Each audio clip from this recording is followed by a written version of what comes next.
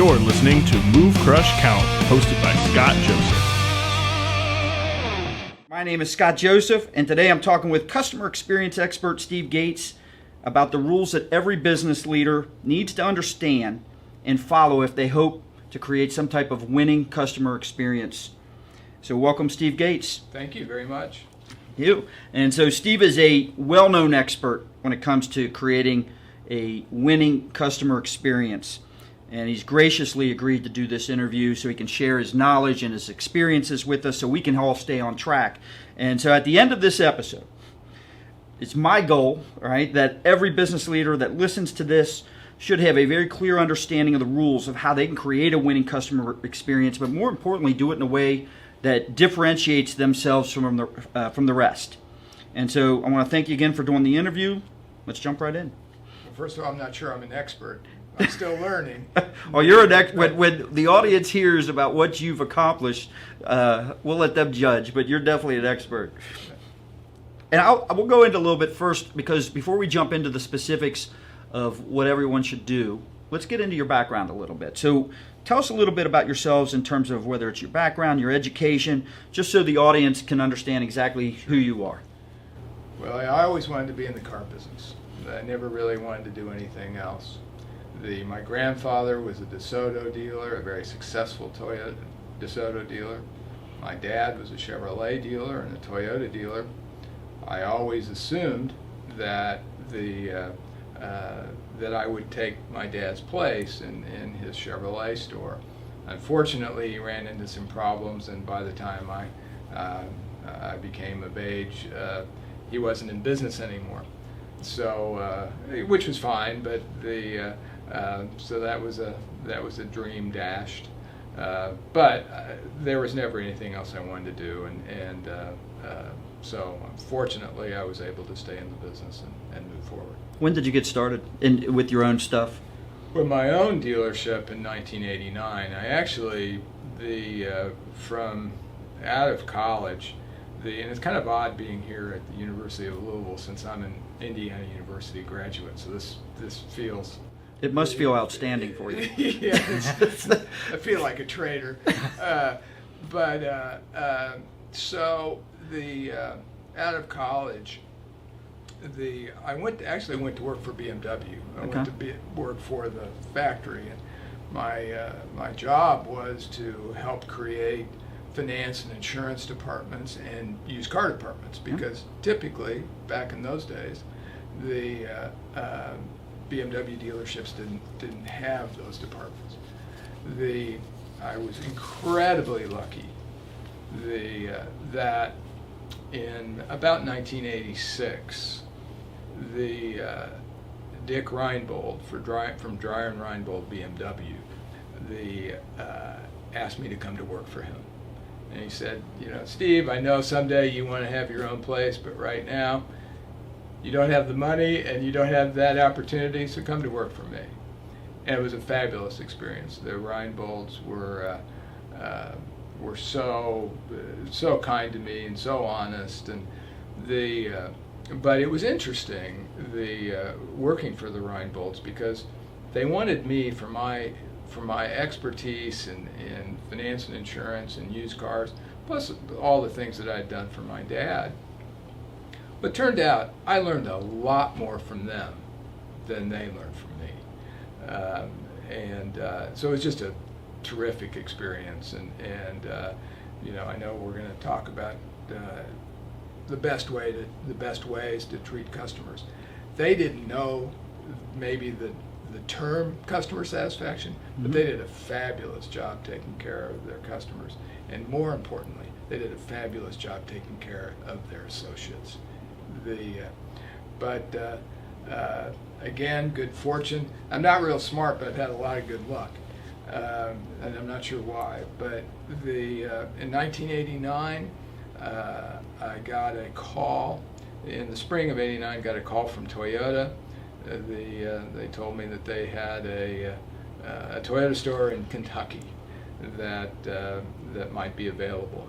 Wanted to know if I was interested. And of course, I said yes. I didn't really know what I was doing, but I said yes. Yep. I went down to look at it. on my day off. Now, is this the original building? Because I remember this. Yep. Yeah, this was the building that Sat up on the hill a little bit. Yeah, it was not a very nice facility, and probably was built in the early '60s. Pretty run down.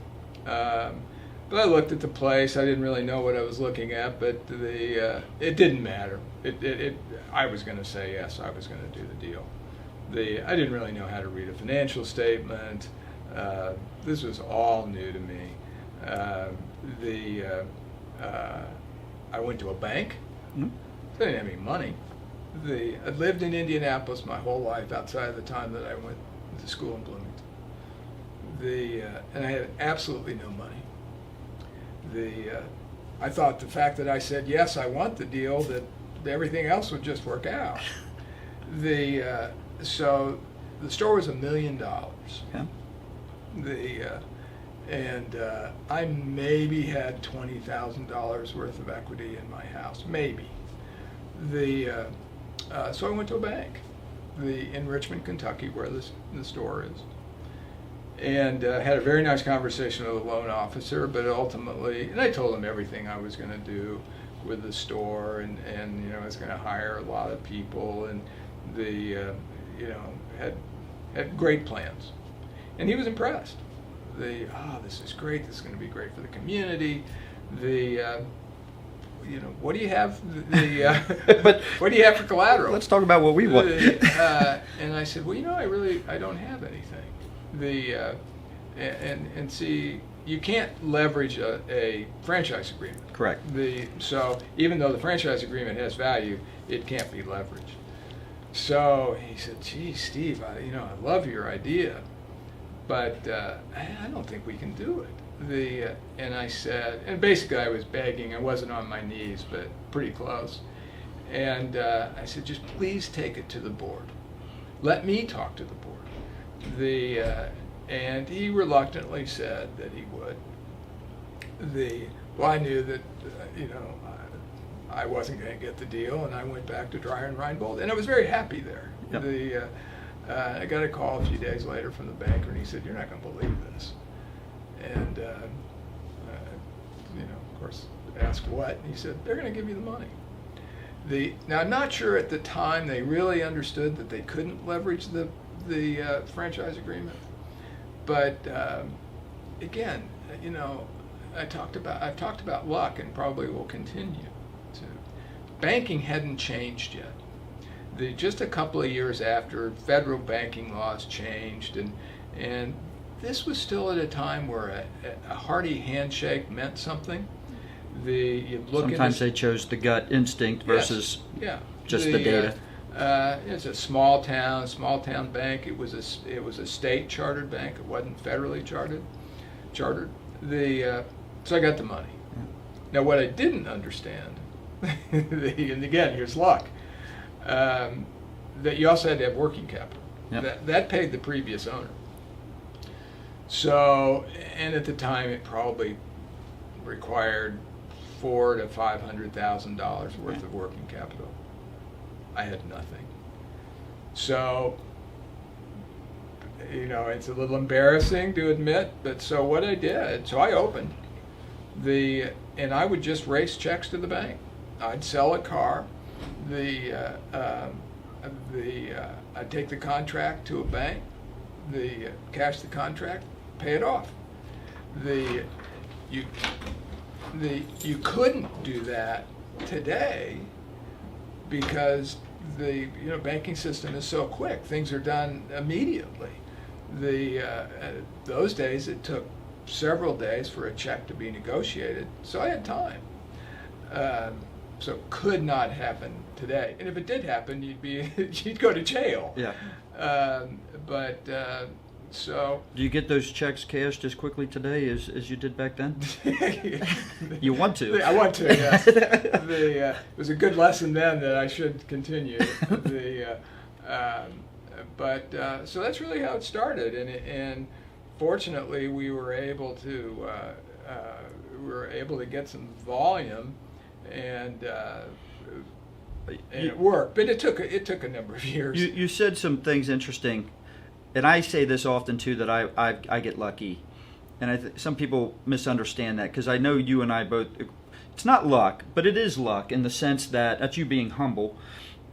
If those rules were today's rules, in other words, if this same situation, you still would have found a way. You just would have had to deal. You would have had to figure out a different solution, because you were being told initially back then, and everything was against you, but you found a way to make it happen. Well, again, I don't totally agree with you from the fact that it's not humility, it was luck. But you are right that in today's rules, had I had the opportunity, I would have figured out something. Yes. Because that's what's in you. But again, I mean, it's the only thing I ever wanted to do. All my friends wanted to be doctors and lawyers, and I want to be a car dealer. I want to be a car salesman. Was your experience, would you say most of your customer experience and your customer satisfaction, was it self-taught, or where did you learn it? Any formal training? Nothing formal. I watched, it's interesting. I read, and this was after the fact, but I read an article about my grandfather. This was probably from the 1930s. It was in the Indianapolis Star. And my grandfather referenced customer satisfaction. Now think about this. This is in the 30s, and he's talking about customer satisfaction. And the article was about... And he's in auto. In auto. He's a DeSoto dealer. And so for the non-auto audience here, and what's amazing about that is, because let's face it, in the auto industry, customer satisfaction and the manufacturer's done a good job surveying customers, because everyone understands that importance, right? But I would say the auto industry as a whole has made huge leaps and bounds, huge leaps in terms of what it really takes to satisfy customers in the last 15 to 20 years. You're talking the 30s. Yeah. So for all this progress to be made in the last 15 to 20 years, real progress, where people kind of really starting to get that. Right. There's no way they really got it back then, but your grandfather did. He did. And so this article was about a customer who said that he trusted my grandfather so much that when the new models came out, all he did was call, and my grandfather's name was Bernard. This guy called my grandfather Bernie. He said, call up Bernie. I like the new models. Send one out to me and pick up my trade. And he said, but that was the kind of trust that he had. And the other thing that in this same article, and we think this is in our business, in the car business, we think this is kind of new. So in the 30s, he had every technician, called mechanics in those days, attach his business card to the repair order and give it to the customer. My grandfather's quote was something to the effect, a man, remember it's in the 30s, so correct. A man wants to know who works on his car. And so he created direct contact between his customers and the technician. That's great. And again, in the 30s. Yeah. So maybe it's a little bit DNA. I don't know if today's stores have that relationship. Does yours? I think ours does. Good. I hope. I watched my dad, and my dad was always great with his guests, and he never sat down and talked to me about it, but I watched. For a short period of time in Indianapolis, during high school, I worked for a dry cleaners, and Curly's Cleaners in Indianapolis, and the owner was fanatical about how he took care of his customers. Again, he didn't sit down and talk to me about it, but I watched it. And so I learned. And then Dry and Reinbold BMW, they always did a great job taking care of their customers. So I got to see it a lot. Yeah.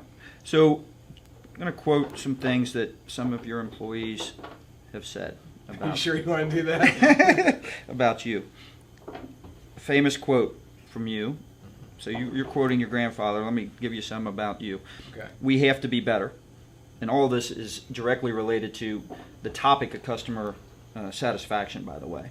So that is a common thing that your people seem to hear from you. Focus on the things we can control. They say you are obsessed with customer satisfaction. They've given examples, and we'll ask for some, where you've turned what some might consider a nightmare situation into a very positive experience, to the point where you've gotten raving reviews online, which, let's face it, in the last 15 to 20 years, that has become, if you don't focus on this part of your business, you'll go downhill quick, because angry customers, if you don't make people happy today, they're the first one to jump online. Yes, and then everybody knows. Correct. Yeah. And so I'm going to talk a little bit so the audience understands, because I know I've known you for a long time, and I describe you as a humble person, and I know you are. So Steve has, when he bought this, what he didn't communicate to us, when he bought Toyota South back in '89, Yes. this was a store that ranked not in the bottom 10%, one of Toyota's worst 10 stores in the entire country in terms of customer satisfaction. Worst 10. Yeah. In 1 year, and I want you to think about this, it does not matter what industry you're in 1 year, turn this around to where they ranked as the number one Toyota dealership nationwide for both sales and service, which, from what I understand, is still today, that's not been done by any Toyota dealership. Is that accurate? That's accurate. So he's not going to sit there and tell us about all that, but I'm going to, because you're clearly an expert. There's not a business person today that doesn't sit back and not be impressed by that. And so let's dive into the specifics on how to get that done, because I want the audience, whether you're a general manager at a dealership, another dealer, or someone from another industry, and you and I were we were talking a little bit earlier before we started this, you're on the board of a hospital. A lot of what you're going to talk about here applies to anybody that's trying to improve their business. And so customer satisfaction and creating a better experience hits home with everybody.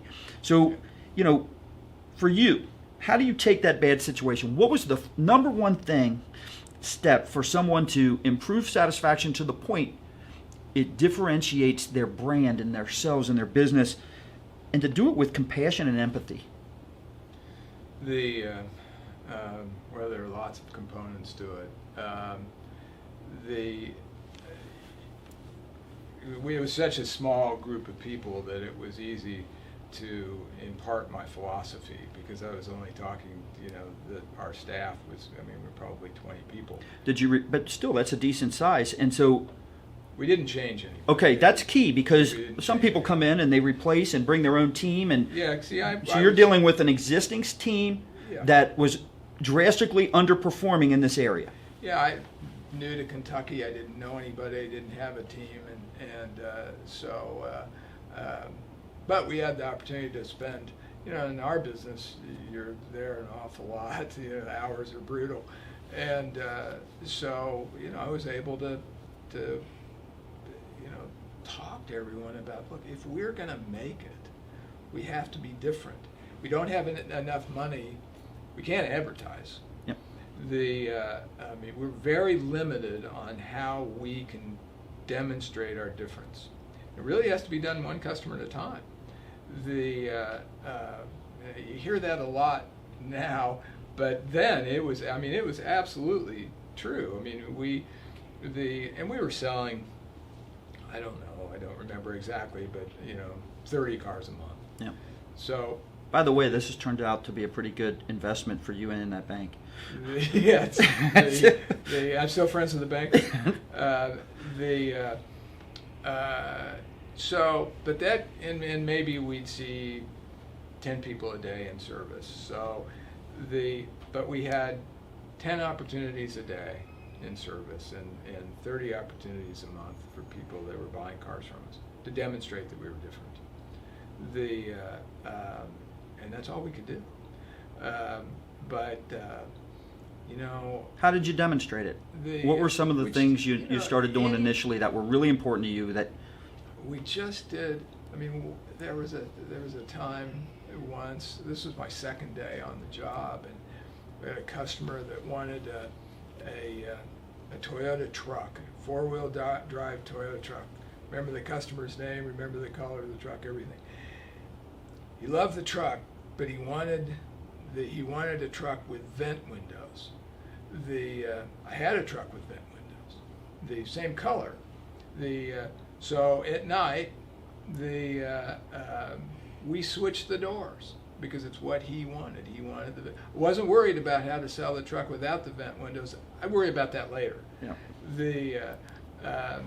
And that guy told everybody he knew. I mean, he tells the story today. I mean, I saw him a month ago,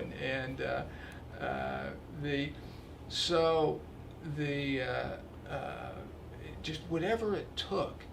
The part of it with whatever we could do to sell a car, Yep. but it was also, nothing could stand in our way. Another thing that we did, and this worked out really well. I said, let's pick up and deliver for service. How long ago was this? Oh, that was like my second day on the job. So people were starting to understand that now because it's all about saving people time and making things convenient. But back then, that's unheard of. Why was that so important?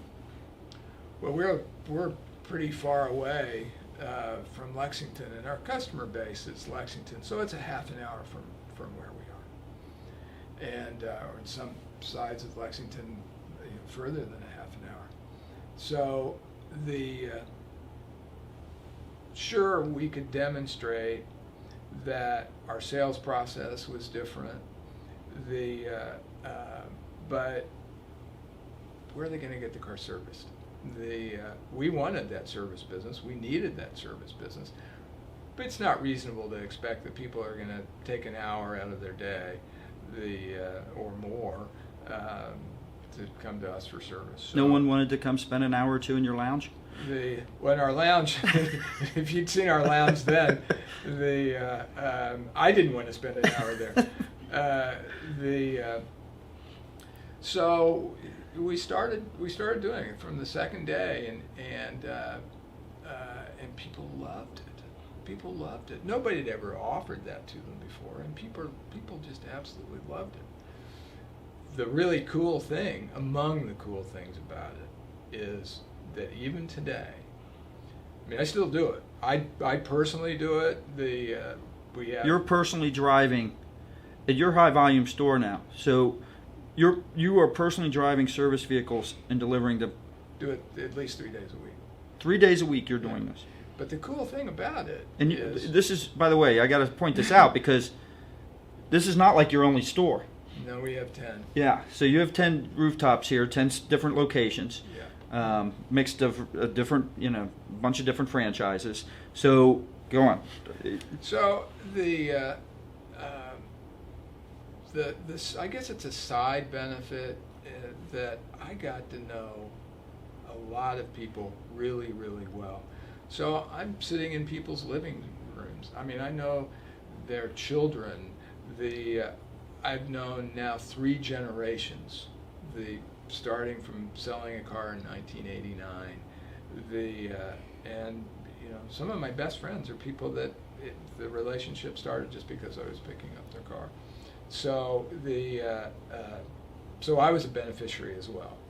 Yeah. Not just our guests, but but I got the sales people doing it, and which they loved because I gave them demos. Yeah. So they got cars. But they kind of got into it. They liked it. They loved it. Not just because they got a car. And so that was the first thing that we did. And what's great about that on a lot of different fronts is for one, the experiences that you just said you benefited from, not financial, but just Right. relationship Right. building, and what you gained about your customers. But it's one thing to talk about customer experience. It's another, though, you're crossing over a couple different ways here. Obviously, this is from a customer satisfaction and an experience standpoint. It's easy to see how that differentiated you from others, especially in that time period. But what it also did is add value. So this show is about differentiating yourself when the world is constantly trying to marginalize and commoditize you. So it was trying to then too. Yeah. It's easier for the world to hit you today with the internet, right? But back then it was still trying to do that.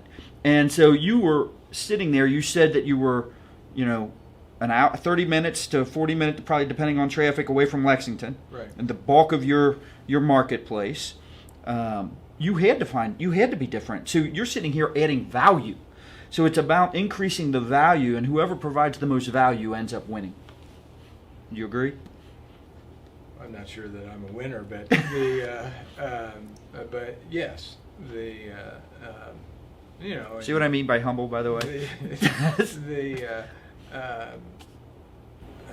But a lot of this stuff was about survival, but it's also, it's the essence. It's just always doing the right thing. Yes. It's just always doing the right thing, and that's the key. This isn't science. This is the kind of stuff that really frankly, I think you learn from your parents when you're young. It's just always doing the right thing, putting yourself in the customer's shoes. And I may be jumping ahead here, but I love, it sounds odd, but I love to talk to customers that are angry. And as good a job as we do, we make people angry. I mean, we make mistakes. I wish we didn't, but we do. We always will. But I love talking to those people. I don't want to run from them. And I like to look into their eyes, and you can see and feel sincerity. Very seldom are people just trying to get something for nothing. It happens. It's not our job to decide who's sincere and who's not. You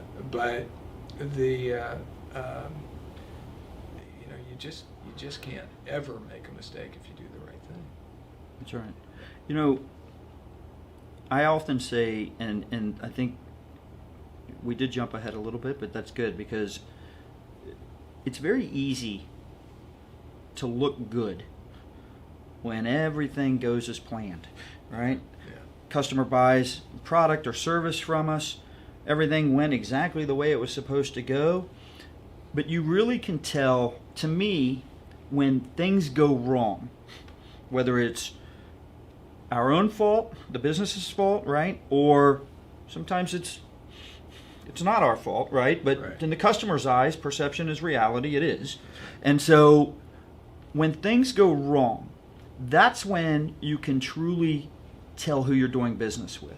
And it's such an if people, I love the fact that you take this mental approach of that you love that opportunity, because truly it is an opportunity to prove what you've been saying all along, and that is, we are better. Now I get to prove it. Yes. I don't get to prove that if everything's going the way it's supposed to. Right. No, that's exactly right. But we really don't. We don't do it. We don't do the right thing because we think maybe they'll come back and buy another car or service another car. It's just the right thing. Everyone out there's not a person out there that doesn't believe what you're saying, because if you're driving service cars, if the owner of 10 different dealerships is still making 3 trips a week and delivering cars to people's house himself, I don't know of anybody. I've not interviewed one person that I've heard where an owner takes that level or is that in touch with their own customers? It's unbelievable. Yeah, but I love it. I mean, it's not it's not a burden. It's a joy. I get great satisfaction out of it. So I suppose maybe on some levels I'm selfish. I just think that if there is one common theme, and everyone's got different ways to accomplish, what they're trying to accomplish in this area. If there's one common theme that the people that I've seen succeed at a high level, all the ones that we've been interviewing, is that they truly do, and you're touching on it, have a sincere interest in their customer and or the people they work with. Right. They're sincere in they care. They have a deep care about their customers and their coworkers. Yeah. You clearly have that. So I'd say that's step number one.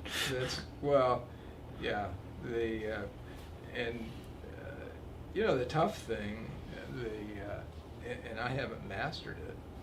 I sure wish I could.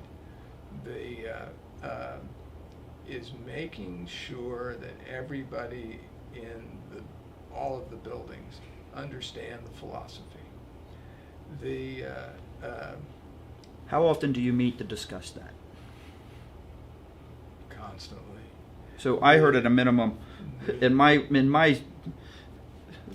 prep work, right? Yeah. Minimum once a week. There's meetings where it comes up and it's discussed in detail. Yeah, at least, and that doesn't include the phone calls, the sidebars, because I don't really know how to sell a car. I don't know. There probably are certain steps that you're supposed to take to sell a car, or to sell service, or whatever. I have no idea. I was never taught any of that stuff. So what I teach people, try to, is just you gotta take care of everybody that comes in the door. Didn't say every customer. Everybody that comes in the door. Because someday, everybody that comes in the door is potentially a customer. So it can be a vendor. It can be somebody just looking for directions. Don't care. But when somebody starts to walk in the door, there should be somebody there to open the door for them. And by the way, you guys live that, because I've walked into some of your stores and that is, you guys don't even, and I heard this from Ritz Carlton, and I brought it up in actually one of my blogs. I mentioned you guys in this because you guys don't, when someone asks, where is the restroom, where is this, where is that, you don't point. No, there's no pointing. No pointing. It drives me crazy when I see pointing. So everybody that comes into our place, any of our places, is a guest.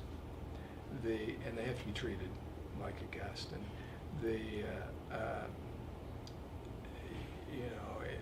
being a vendor, I had an experience when I worked for BMW, having to make cold calls on BMW dealers, and salespeople would treat me horribly. Here comes another guy in a suit trying to sell us something. And nobody was ever nice to me. And I don't want people to have that experience.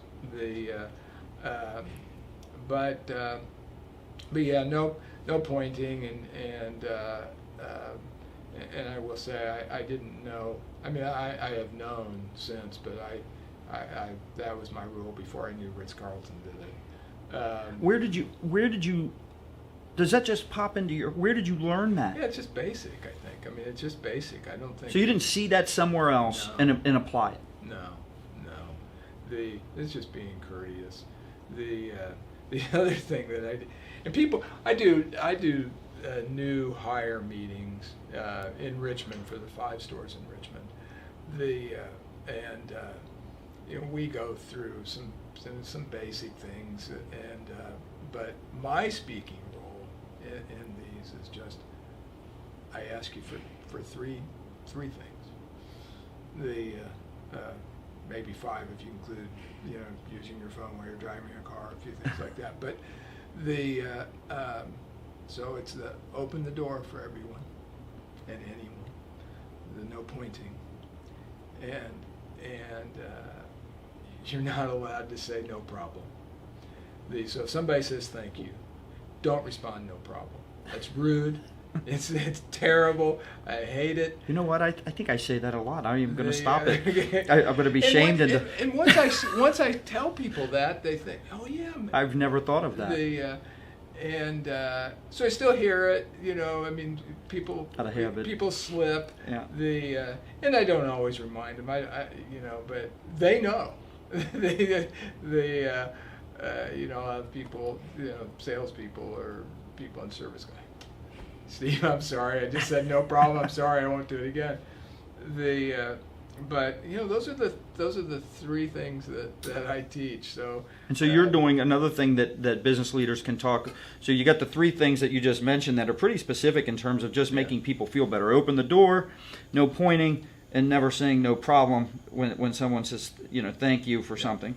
But the thing you touched on right before that is you're doing an onboarding meeting where you're explaining and you're emphasizing the customer satisfaction to every new employee that comes through your organization, and you're doing that yourself. Yeah. So it probably hammers home a little bit more. Yeah, and I also say, look, this isn't an advertising big gimmick. I mean, this is real. This is who we are. This is the only thing that makes us different.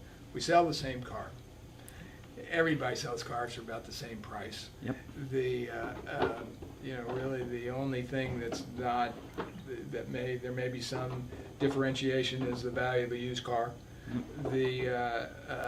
And so there has to be something, and it has to be, again, that sincerity.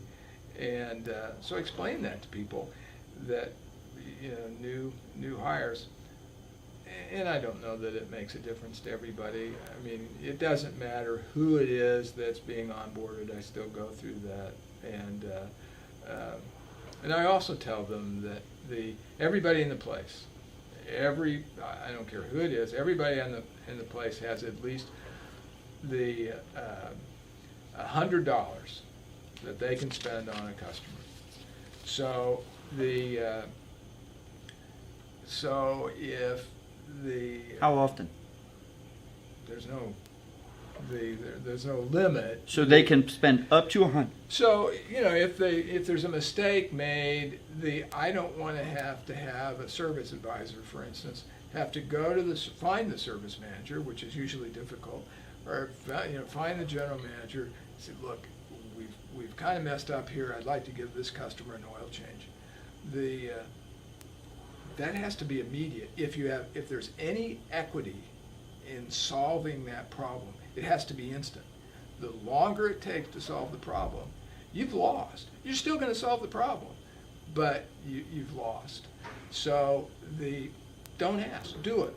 Yeah, if we give too much away, I may counsel the employee, but I will never discipline them, scold them.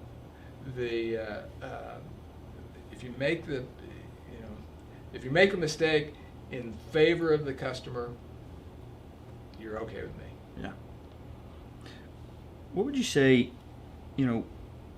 what's the right mindset, the perfect mindset for business leaders that are listening, right? That at this point, and especially in today's market, you've got the internet out there, you've got a lot.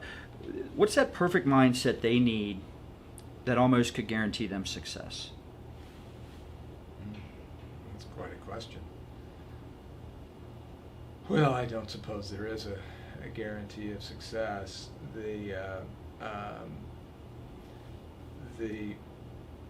I can tell you it's not price. And that's important because we're about fighting that commodity pressure. It's about, you've got to have good product. Yep. But you have to have great people, and you have to create that. So that comes through training and watching great examples. There are car dealers that do a phenomenal job doing training and they're so cutting edge and they make so much money, And I'm just a small town guy, doing it by the seat of my pants. It's probably 95% of the people that are listening. But I look at I look at some of these big places, and I'm just awestruck by what a great job they do. But we're just gonna. As much as I know we probably need to change a lot of things, I think that it's still in the days of the internet and so forth. It's still to be successful. It's got to be the right people, and you can communicate through the internet. And I think we do a fairly good job in most of the stores. You can still communicate in the words you type. And ultimately, when on the telephone, you can impart our philosophy to that customer. So that sense doesn't necessarily have to be just face to face. Correct. But the words you use are very important. Yes, especially I would say even more so digitally, whether it's email, text, because. Yeah. The tone can be misunderstood. And there, in every email, there is a tone. Yes. And even, we talk about don't use abbreviations. Yeah. It's not, it's everybody does. We don't, but or talk our own internal languages. That it drives me crazy when I see dealers advertise, and I've brought this up before on video. Advertise customer experience. That is our word. That is the customer has, what does that even mean? We need to communicate why and what we do to make a good customer experience. Yes. Not say we have great customer experiences. Right. Yeah, that means nothing. Correct. I guess maybe, again, answering your question, to be successful these days, among the things you have to do is find ways to if you really do, if your guests really are important to you, then you've got to make sure that that's communicated in any manner that the customer wants to communicate with you. We get a lot of people. Another example, but we had a guy from Lafayette, Indiana, drive to Richmond, Kentucky to buy a Dodge that he could have seen, a program Dodge, could have seen it 50 places, maybe 100 places between Lafayette, Indiana and Richmond, Kentucky. But he came to us because he liked the way he was treated online. It was all online. Yeah. He didn't know us. He didn't know anything about our philosophy. He didn't know that my family had been in the business for over 100 years. He didn't know anything about that. He liked the way he was treated online.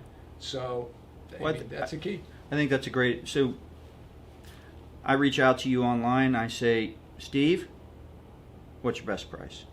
What do you do? Give you my best price. Yeah. But what I. Because if you don't, I'm going to find someone that will. Well, the worst thing it's the same thing if somebody's in the showroom. If you ask, you never, and I guess I teach this a little bit too, you never answer a question with another question. Yeah. And that's a mistake a lot of businesses make. Absolutely. What's how much is this car? Well, are you trading today? Are you the decision maker? Is your husband or is your wife here today? Yeah. And it doesn't matter. That has nothing to do. If you want the price, give them the price. Yeah. And if we're dealing in commodity type industries, every business gets asked these questions. And so, let's take ourselves out of auto for a second. We've all had similar experiences with things that we've been trying to buy or this and that. We ask simple questions and just give us the answer to the question. Yeah, and make it simple. Yes. If I'm online, I try not to buy online because I want to support the local businesses, but occasionally you're stuck and online, but if I'm online, let's say I'm looking for a coat or something, and if it's not priced, I'm done. I'm looking somewhere else. If I am too. I want the information to be able to make a decision. And so if we receive an email about a car and we don't answer the question, that's what drives me crazy. And we're guilty of it occasionally too. And I'll read this email chain and I'll see that, you know what, we never answered the question. The question, maybe it wasn't even how much is the car, what's my trade, does this car still have a CD player? We went all around it, but we forgot to answer the specific question. It's just kind of that basic, and digital retailing isn't something that's new. Yep. I mean, this is digital retailing is kind of old at this point. Correct. But we still screw it up, frankly. Yes. All of us. Yeah, and so, we were interviewing, that's another common theme that's going with the people that are succeeding at a very high level. So here we are in a world where there's a lot of pressure on margins, right? The market wants to commoditize us because it makes things less expensive, right? And so here you are growing in sales. Other people are exceeding, or other people are succeeding at a very high level as well. And what they've done is exactly what you just said. They've embraced what some people are viewing as, this is what's causing all this pressure I'm feeling. All right? I wish it could return to the old days. The people that are growing and growing rapidly are embracing the opportunities this gives them. So while someone might leave you and say, what's your best price, you give it, and you may never see them in your store, may never buy, but you're able to talk to 10 times more people doing that versus when they had to show up at your store. And so you're willing to lose that one or two that doesn't appreciate how easy it was, how easy you made it, because you're going to gain more, you'll net gain more in the long term. And so if someone was to take that best price and shop you, and I've talked to several people, and this goes for any industry, odds are when they shop, they are not going to find it as easy to get that price. And so then when they finally get one, and it's probably going to be similar, yeah, they are going to have to decide, who do I want to reward this business with? The person that I spent not even 30 seconds getting my answer, or the one I had to go back and forth 5 times with emails and text. And with everything that always answered in, you can get your best price when you come in. Best price, remember, best price is here in person. Yeah. If I wanted that, I'd just show up. Right, yeah, but that does happen a lot. Correct. I can only hope and pray that it never happens with us, but I hear it all the time. Well, and it probably does, but it's about continuous improvement and overall culture. We're always going to have the situations, right? None of us have people we work with that handle every situation exactly the way we want it all the time. No. But all you can do is what you're doing, right? And that is continual meetings about customer satisfaction. I mean, as I said earlier, your employees say you're obsessed. And at a minimum, it's once a week with strong discussions. When I say strong, I don't imply harsh, but like intense discussions, and meaning they know you're serious, that you're obsessed with customer satisfaction. And so I think that's how you get better. Yeah, no, it is an obsession, and some of the managers. What's what made you successful? So you're probably, you know what? Let me ask you this question. Okay. I don't know if you'll agree with this or not, but would you agree or disagree that because you focus so hard on customer satisfaction and done everything right to build that reputation, to truly be different, and to demonstrate it through that level of service, do you become obsessed because now you have a reputation to live up to? No. Huh. No. So you feel no internal pressure, like, man, all right, we got to keep doing better. Oh, I feel internal pressure that I always want to continue doing. Like I would feel pressure, like I don't think about my reputation. I don't. Because you're always just doing what's right. Well, I just don't. It's just doing what's right for every individual.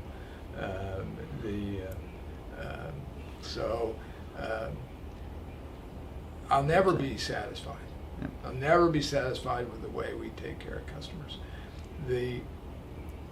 I will always have those kind of harsh meetings. I will absolutely, the only thing I'm certain of is that I will never be satisfied, ever. Where do you think most business leaders, or a lot of them, might, as it relates to trying to help themselves and improve in this area, customer experience, satisfaction, where do you think they waste most of their time? You see people out there that they're trying hard, but because you've succeeded at a high level in this area, you're like, it's a waste of time. You should be focusing here. Well, I think the first thing, and maybe they're doing this, but I think the first thing that always has to happen is any entrepreneur needs to be in our business, needs to be on the showroom floor. Can't be in your office. It has to be present. You got to be engaged. Watch what's going on. Walk through the customer lounge. Just talk to people and smile. Just talk. It's great. Everybody has a story. Every human being has a story, and every story is interesting. Yes. So it's great when you stop and talk to people because you learn about them, and it's great. And you miss so much if you, as an entrepreneur, regardless of the industry, if you're not talking to your customers, you're missing. I don't know if you're missing a sale or your potential customers. I don't know if you're missing a sale, but you're missing an opportunity to meet people and learn from them, and it's just fun. So it's and we're busy. I mean, we've got the manufacturer, we've got vendors and lenders and the HR issues and all sorts of things that occupy our time. But there's nothing more important than being close to your guests and close to the people with whom you work. In our business, again, I don't know anything about another business. All I know is about the car business.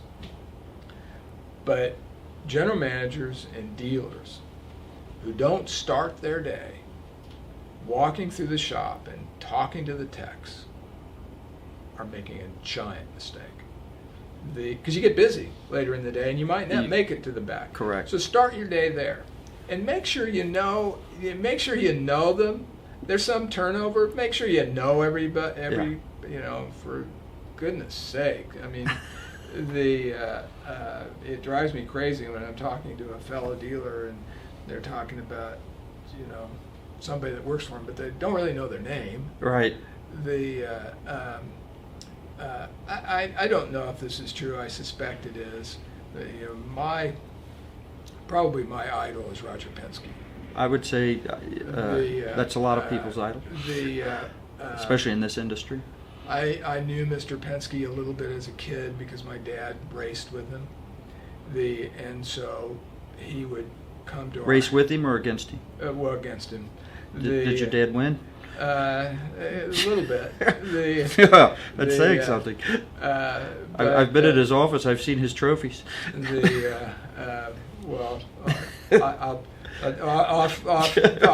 Off camera, I'll tell you about a video to watch with my dad's in and Roger's in. But anyway, but in May, during the Indianapolis 500, Mr. Penske would come to our house, and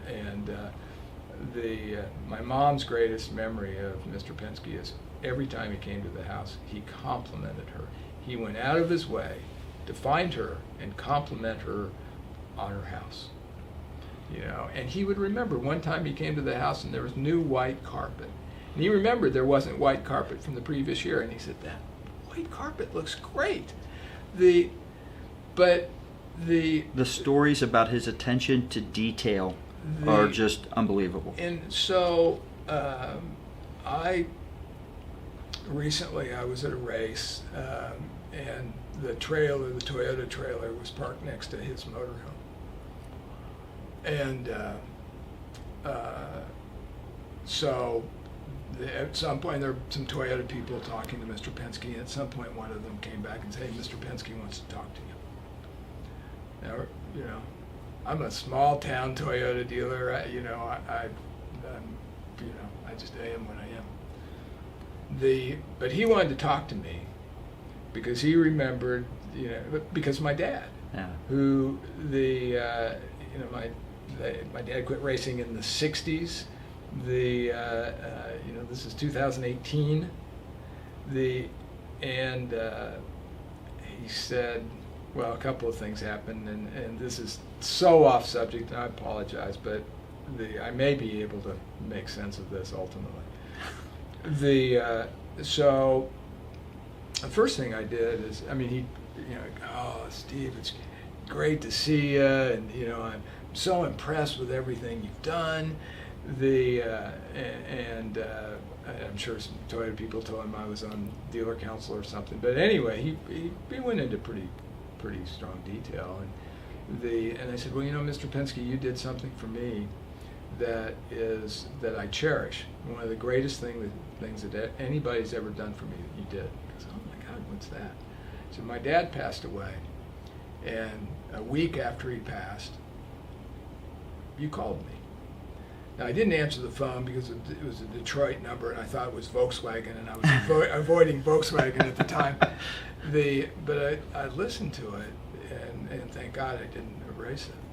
But it was Mr. Penske, and relating the great times that he had had with my dad,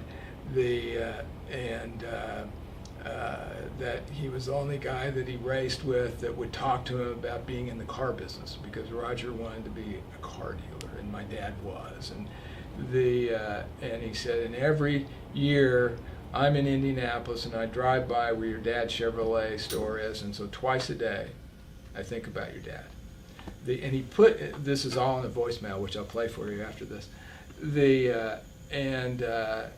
So here's one of the wealthiest, one of the most successful men, this icon, is taking the time to contact me. And he apologized to me that it took so long to get my cell phone number.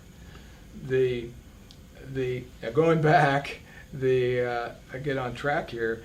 So I'm told that the first thing he does when he goes into one of his dealerships, he goes into service, and he remembers everybody's name.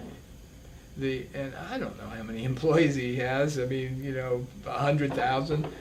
But he knows something about them. He'll talk to a mechanic and go, hey, last time I saw you, your aunt was sick. How's she doing? It's extraordinary. But he takes the time to know everybody with whom he works. And I promise you, if he's on the showroom floor, he's taking the time to talk to customers. If he's doing it, it probably makes sense for the rest of us.